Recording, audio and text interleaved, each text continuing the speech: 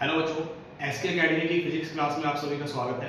तो आज lecture number 2, तो इसमें हम प्रॉपर्टीज ऑफ चार्जेस को डिस्कस करेंगे। इससे प्रीवियस लेक्चर में हमने इलेक्ट्रिक चार्जेस को एक्सप्लेन किया था कि इलेक्ट्रिक चार्जेस क्या होते हैं और कैसे हम इलेक्ट्रिक चार्जेस को किसी बॉडी के ऊपर डेवलप करते हैं। तो आइए अब हम डिस्कस करते हैं what are the properties of electric charges. तो जैसा कि आपको पता है कि जो इलेक्ट्रिक चार्जेस है वो दो तरह के होते हैं।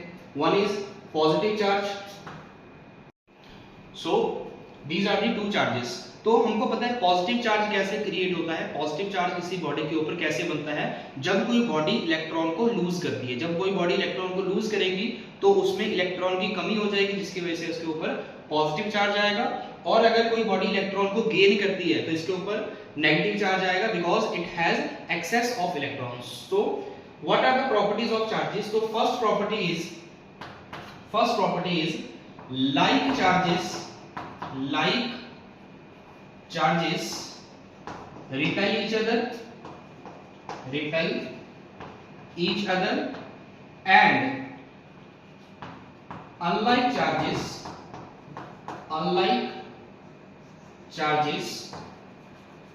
attract each other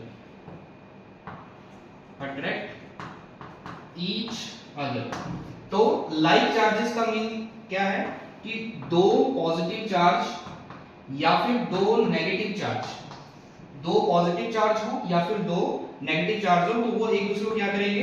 रिपेल करेंगे, राइट। लेकिन वही एक अगर पॉजिटिव चार्ज है और दूसरा नेगेटिव चार्ज है, मींस दोनों की पोलैरिटी ऑपोजिट है, तो एक दूसरे को क्या करते हैं? ये अट्रैक्ट करते हैं। सो this is the first property, that is like charges repel each other and unlike charges attract each other. So second property is electric charges are additive in nature. What is the meaning of this statement? Electric charges are additive in nature. इसका मतलब क्या है? मान लो कि हमारे पास कोई object है, इसके ऊपर बहुत सारे चार्जेस हैं। सपोज प्लस का 2 यूनिट चार्ज है, माइनस का 3 यूनिट चार्ज है, प्लस का 1 यूनिट चार्ज है और माइनस का 5 यूनिट चार्ज है। So these are the charges distributed over the body. तो ये सारे चार्जेस जो है इस बॉडी के ऊपर डिस्ट्रीब्यूटेड है। तो इस बॉडी के ऊपर टोटल चार्ज कितना आएगा? टोटल चार्ज कैसे निकालेंगे?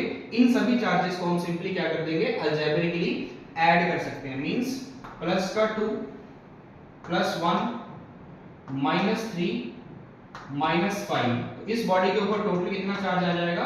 -5 units.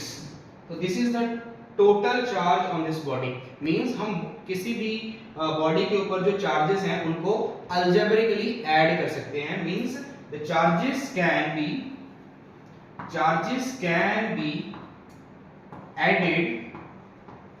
added algebraically. Charges can be added algebraically. So this is our second property, जिसमें हम चार्जेस को सिंपली जैसे हम नंबर्स को ऐड करते हैं वैसे हम चार्जेस को ऐड कर सकते हैं। Why? Because electric charge is a scalar quantity. Electric charge is a scalar quantity. इसको जैसे हम स्केलर्स को ऐड करते हैं सिंपली उनको हम ऐड कर सकते हैं। This is our second property. So third property क्या है इलेक्ट्रिक चार्जेस की? Third property is electric charges are conservative in nature. Now what is the meaning of conservation? So charges can neither be created nor be destroyed. ना तो हम charge को create कर सकते हैं और ना ही हम चार्ज को डिस्ट्रॉय कर सकते हैं। अब जैसे मान लो हमारे पास ये कोई आइसोलेटेड बॉडी है, this is the isolated body. ये हमारे पास आइसोलेटेड बॉडी है, इसके ऊपर मान लो पॉजिटिव चार्ज है, इसके ऊपर मान लो पॉजिटिव चार्ज है, suppose x unit of positive charge है, x यूनिट कुछ भी मान सकते हैं, 5 यूनिट 6 यूनिट कुछ भी मान सकते हैं। तो जब ये बॉडी किसी दूसरी बॉडी को चार्ज ट्रांसफर करेगी, किसी दूसरी बॉडी को चार्ज ट्रांसफर करेगी, तो इन दोनों का जो नेट चार्ज है, टोटल चार्ज जो है, इसका सम जो होगा that is always constant. That is always constant means charge को हम डिस्ट्रॉय नहीं कर सकते। अगर इसके ऊपर x यूनिट चार्ज है तो सपोज इसने इसको y यूनिट चार्ज जो है वो इसको जो है वो ट्रांसफर कर दिए, तो इसके ऊपर y यूनिट चार्ज आ गया, तो इसका मतलब इसके ऊपर अब कितना चार्ज बच गया होगा, तो इसके ऊपर अब बच गया होगा x minus y। y suppose इसके ऊपर पहले 5 यूनिट चार्ज है और इसने 2 यूनिट चार्ज जो है वो इसको ट्रांसफर कर दिया, तो इसके ऊपर अब टोटल कितना चार्ज बच गया, that is 3 unit means 2 + 3 that is 5। तो चार्जेस को हम ना तो क्रिएट कर सकते हैं ना ही हम डिस्ट्रॉय कर सकते हैं। It means electric charges are conservative in nature, right. So this is our third property. So fourth property क्या है, what is the fourth property of electric charge, that is electric charges are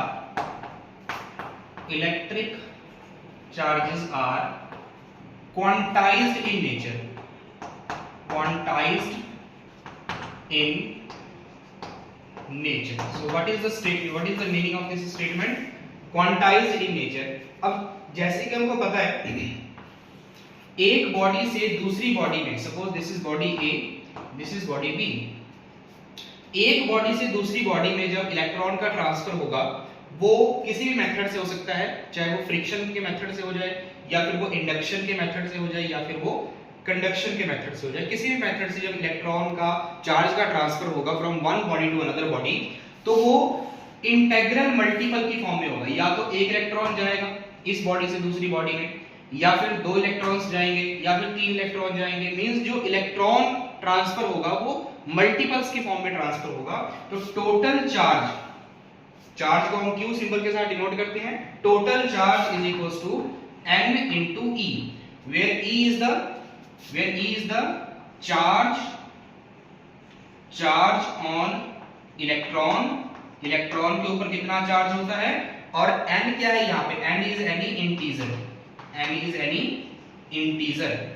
वो value 1 2 3 4 something हो सकती है। अगर मान लो इस body ने इसके ऊपर इलेक्ट्रॉन ट्रांसफर किए, सपोज 2 इलेक्ट्रॉन ट्रांसफर किए, तो इस बॉडी के ऊपर कितना चार्ज आएगा, charge on B that is minus का 2e, what is the meaning of minus here, क्योंकि बॉडी ने इलेक्ट्रॉन को ट्रांसफर किया है तो इसके पास इलेक्ट्रॉन की जो संख्या है वो ज्यादा हो गई, एक्सेस इलेक्ट्रॉन हो गया, दैट्स व्हाई इसके ऊपर नेगेटिव चार्ज आया, सो माइनस का साइन आया।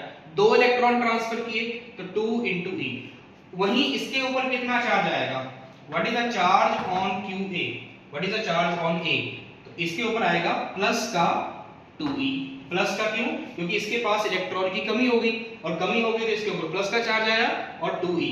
अगर हम दोनों का टोटल चार्ज देखेंगे QA plus QB that is plus का 2e माइनस का 2e that will be 0।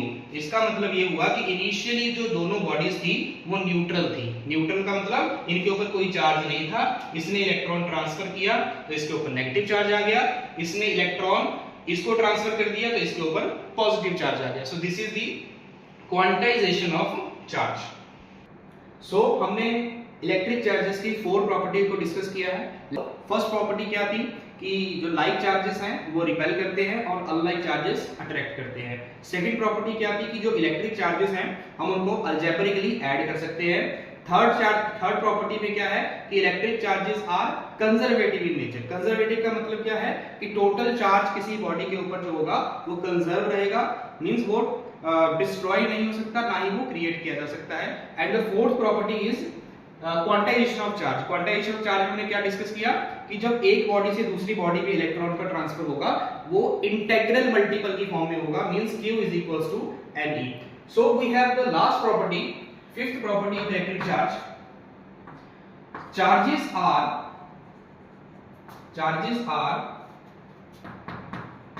invariant to the motion। इसका मतलब चार्जेस आर इनवेरिएंट। इनवेरिएंट का मतलब होता है डू नॉट चेंज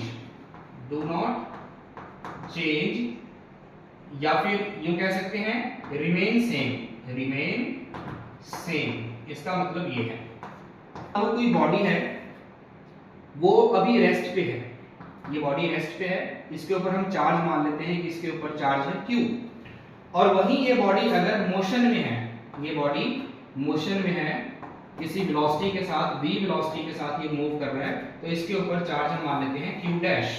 तो इसका मतलब Q और Q डैश जो है वो सेम रहेगा, Q डैश और Q की वैल्यू क्या रहेगी, same, means charge on a body during its motion remain same charge on a body which is at rest, मतलब मोशन का चार्ज के ऊपर कोई इफेक्ट नहीं पड़ता।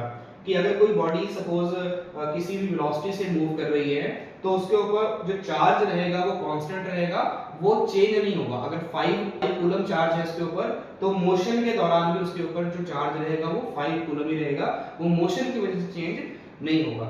सो these are the 5 properties of charge. इसके नेक्स्ट लेक्चर में हम अब चार्जेस और जो मासेस है उनके बीच में डिफरेंस और इस चैप्टर को हम कंटिन्यू करेंगे। Thank you.